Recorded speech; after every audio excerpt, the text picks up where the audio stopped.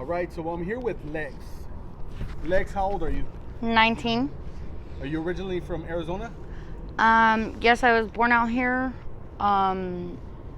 in Chandler, and I was kind of raised in Colorado, though. What are you doing out here right now?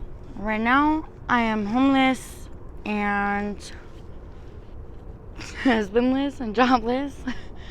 I had my forms of ID stolen by my ex-best friend. She betrayed me because she believed some lies that some people were telling her about me. And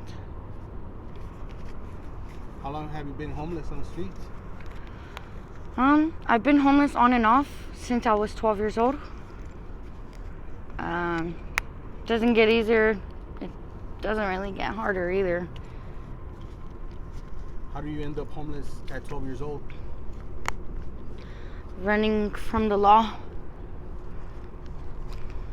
What were you doing at 12 years old that required you to run for the law? Criminal activities. I don't know. I used to like steal from stores and stuff, and I don't know. It kind of varies. I did a lot of stuff. How was your childhood growing up? Did you have both mom and dad?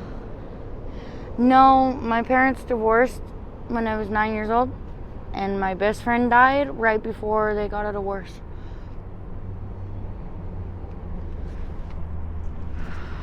So who were you like growing up with? Who was raising you? Was it your mom or dad? Myself. You raised yourself? I was thrown into mental institutions whenever I would like act out, I guess, because like I would act out because my parents didn't make time for me, and they didn't really discipline me or like talk to me at all. Like I was kind of just left to do whatever, and they thought I was like crazy because of it, because I didn't have no discipline. Like, I mean, of course you're gonna act a little bit crazy. I mean, you know, you don't know no better. You're a kid. So you were being neglected as a child?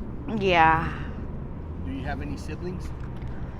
I do now, from my stepmom, but they're in Colorado, so I'm out here kind of by myself.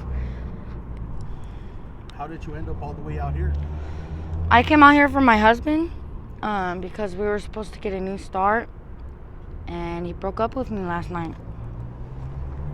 Well, were you guys supposed to do like rehab together? We kind of did our own little version of rehab. We got sober together. I just relapsed because, like, I gave up, I guess, because he left. I didn't know what to do. So I kind of did what I was used to. So what do you do out here to survive? I don't know, like, if I really need something from the store and I don't have money for it, I kind of, like, steal it, I guess, which is messed up, but Boosty. yeah, you have to do what you have to do. Do you ever panhandle? Yeah, I've panhandled before. I've panhandled, I've sold things, I've done all kinds of stuff. You ever done dates out here? No, I don't do the escorting or any of that. I don't like that stuff. I used to, okay, I'm gonna be honest. I used to pimp other girls when I was in Colorado, and that's part of the reason why I was in trouble with the law, is because I would have other girls go do it because I didn't want to do it, and then I would just take the girls' money. How old were you at that time? I think I started doing that when I was about 13. So were you doing this for yourself, or were you recruiting for other people? I was doing it for myself, for the profit, for the money, because I needed it. I didn't have no other way to live.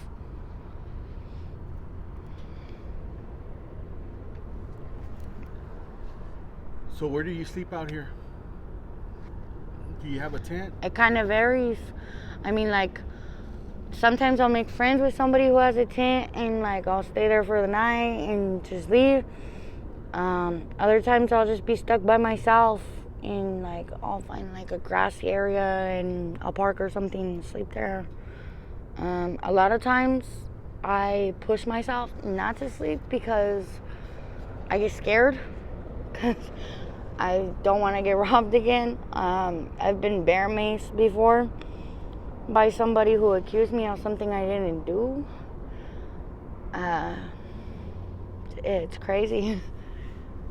How dangerous is it for a young 19-year-old to be out here sleeping in the streets? It's dangerous. Really dangerous. What do you do to keep safe out here?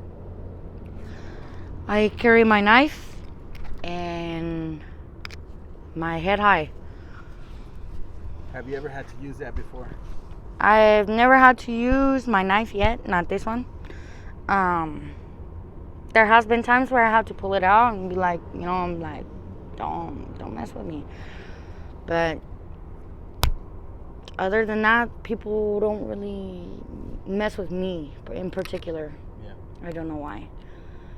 A lot of people see me as intimidating, I guess, because of my face tattoo or something. Or maybe I just have like a dominant personality or something, but a lot of people are just scared of me off top, and I don't know why.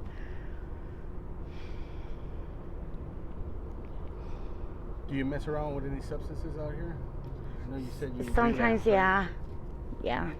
Do you mess with the blues? Mm-hmm. How long have you been messing with the blues? Since I got out of juvie when I was like 17 or 18. So, because I had a child as soon as I got out of juvie. When I was 17, I got out of juvie. I got pregnant while I was on pass from the facility, and once I was paroled and home, I passed everything with flying colors. I did everything right, and unfortunately my son passed away because of his father, and it hasn't been the same since. Like, it's crazy. Sorry. It's okay, it's not your fault. Actually, I have my necklace. That's his ashes, I think. How old is he? He was a month and 18 days old. I had found out that his father was a child molester. Yeah. That's his ashes right there? Yeah. And it has a Lord's Prayer and a cross on it. But, his father, I didn't know about his real charges or that he was a child molester until I was already 6 months pregnant with my son. I decided to play nice and make things work, which didn't work, unfortunately, because he started showing his old patterns, like he was gonna start doing that same stuff again. And I said something, and he denied, of course. But eventually CPS got involved because I wanted to take my baby away from him, and they said I couldn't do that. So I was in a process to get him away from him when I believe he was murdered, but they say that the cause of death is undetermined. But I know in my heart that he killed my baby. Why do you say that? Because he lied to the police and said that the last time he checked on my baby was at 3 a.m. when the time he checked on him was at 5 a.m. the same hour that he passed away.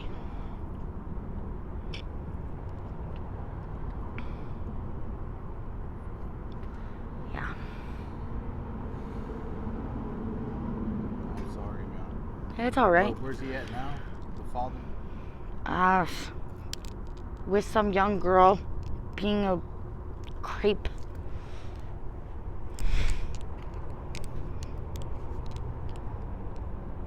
I know you said you had siblings. Are they out here? No, my siblings are in Colorado, and they're all younger than me. I'm just grateful that they don't have to go through what I go through, you know what I mean? Like, they can live a better life than I do. Do you keep in contact with them?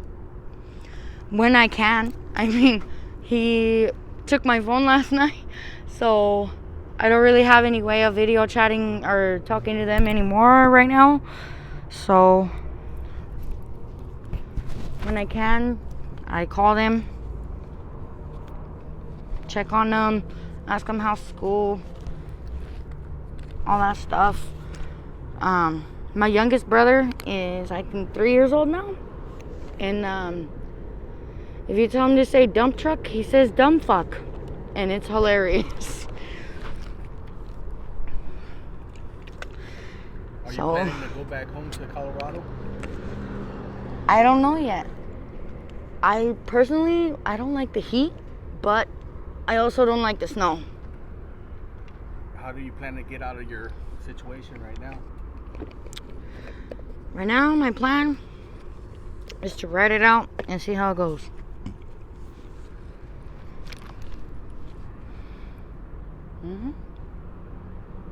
I kind of just roll with the punches because of how crazy my life has been. I can't, depend on any for sure set plans because crazy shit happens and then it just changes. So I just roll with it. All right. Well, thank you for this interview. I Mm-hmm. really do appreciate it. Are you okay with me using this on my YouTube channel? Yeah. And just in case some of my subscribers want to reach out to you with any sort of help or donations, do you have any social media or any email or anything like that that you want to share? My email address, I think, is ohfuckno19@gmail.com. And the F word is spelled with 2 C's. So you replace the K? Yeah. My dad's a Crip, so I kind of I grew up respecting the Crips and not putting the K and Your dad's stuff a like Crip? that. Yeah. Is he a white Crip? Yeah, actually he is. They used to call him the White Snoop. He's from Chicago. All right. All right, well, thank you for sharing your story. I appreciate it. Mm-hmm.